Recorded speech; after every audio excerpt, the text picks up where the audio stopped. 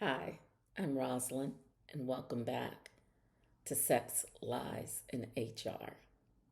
Today, we're going to talk a little bit about finding love at 40 and above, healing your self worth, and what comes next when all that work is done, when you put in all that great effort. So, sit down, take a toast because I've been having a little sip here and there. Grab a glass of wine. Grab maybe, even if it's not wine, your favorite beverage, and sit back and relax a little bit and let's have a great conversation. So, today we're going to get real about love at 50 and above. Now, let's be honest. I just want to lay it out. So, let's be honest. Finding love in this season of life isn't like it was when we were in our 20s, 30s, even 40s. It's not like that first love that you had when you were a teenager, even. It's different. So it's deeper, hopefully. I say yes, it's deeper.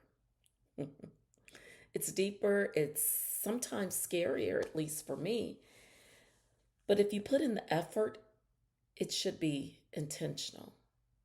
Intentional if you allow it to be, if you let it be, right? But here's the truth: you cannot find everlasting love until you learn how to love yourself, until you learn you. And that's for real because a lot of times people speak about that, oh, I love myself.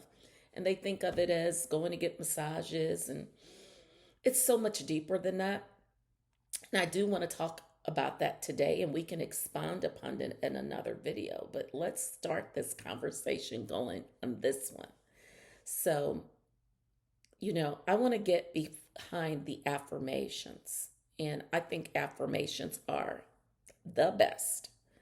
Um, I think that we should always have affirmations, but you got to have action behind those affirmations.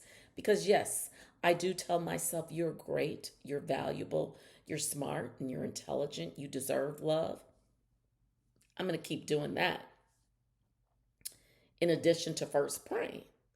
But I'm talking about learning how to really love you and forgiving yourself and not having any regrets and not holding on to the past, accepting who you are right now in this life, in this body.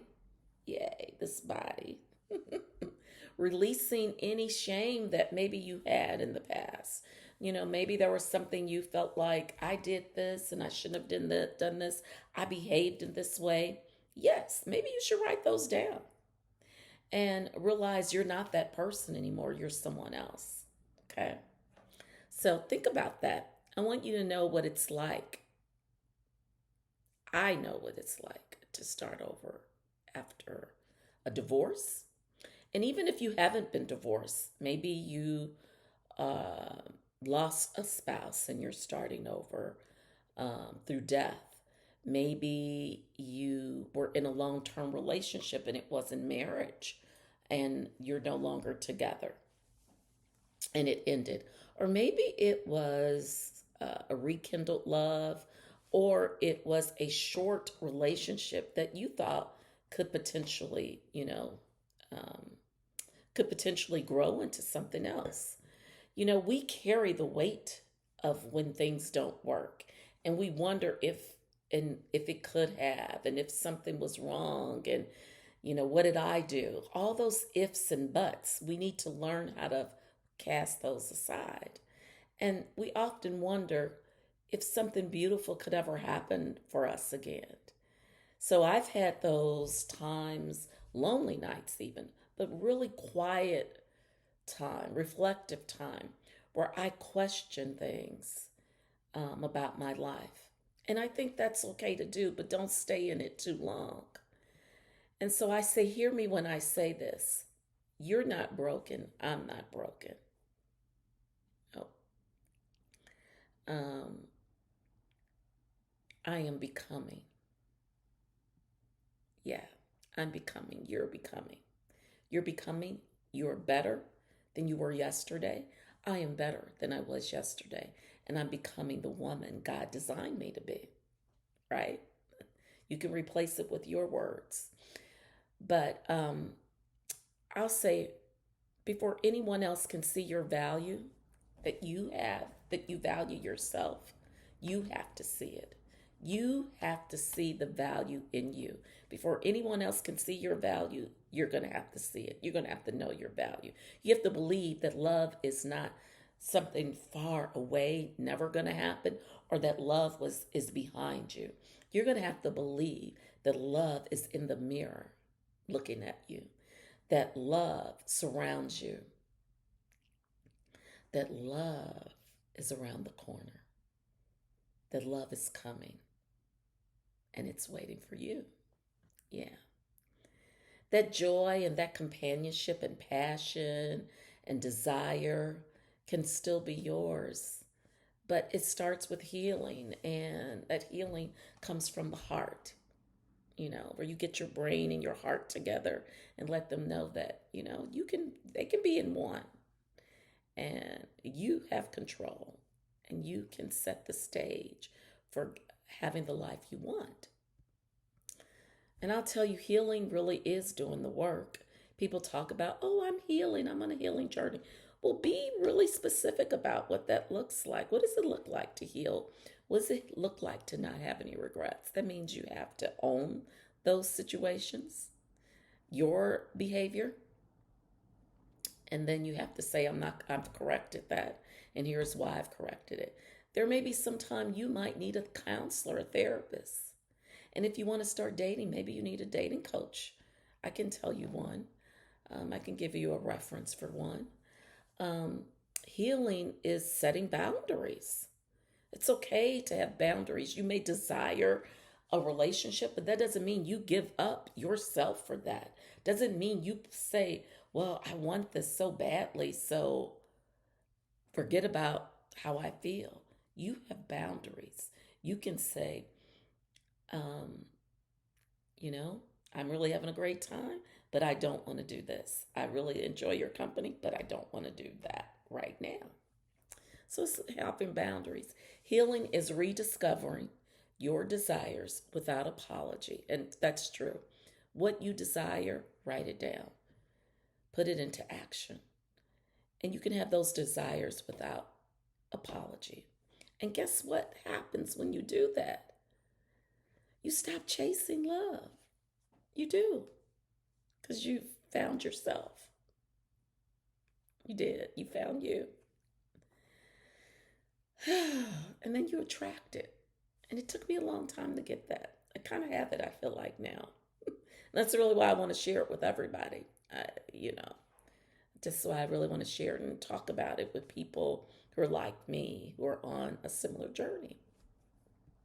So if you're in your 50s, newly divorced, and you're hoping, I see you. You're hoping for love, I see you. You're hoping for desires, I see you. You're hoping that the dreams that are in your heart for what you want and your desires, that God hears them, and He does. And just know I see you. And I want you to know it's never too late. It's not too late. Don't sit back and think, oh, I'm older, so it's too late for me. No, don't do that to yourself. Love is still available to me, and love is available to you. But only after you give it to you. Give it to yourself first. Explore the world. I'm learning that. Explore things that make you feel happy. People, have great friendships, travel, eat the food, do the things you want to do. Even if it's not traveling, it's exploring. Maybe it's a hobby you've always wanted to have or do, or explore that. All it does is feed your soul and your heart. So I'm going to tell you something. I want to hear from you. I'm going to tell you that I've been there. I know what it's like. And I'm close to the other side, if not already. Maybe give myself a little credit. But we're all a work in progress, and we're all on a journey. And no one is waiting for Prince Charming. I'm not waiting for Prince Charming. And I don't think a man is waiting to go knock on the door and go kiss Sleeping Beauty either. Most men, they want to evolve a woman that, when I say evolved, a woman that is secure in herself and secure in where she is. Okay? So in the comments, tell me, where are you at in your love journey? Are you healing? Are you dating again? Have you decided to date again? Are you loving yourself like you've never loved before? And let me tell you, if you have not done that piece, love yourself like you've never been loved before, the person who you desire will never love you like you've never been loved before, because you won't know what it looks like because you haven't loved you. Play that back. It's true. So let's talk about it, because we deserve love that feels safe. I'm going to say secure and sacred. I'll add sexy in there. I know I've said that a lot, but safe, sexy, and sacred.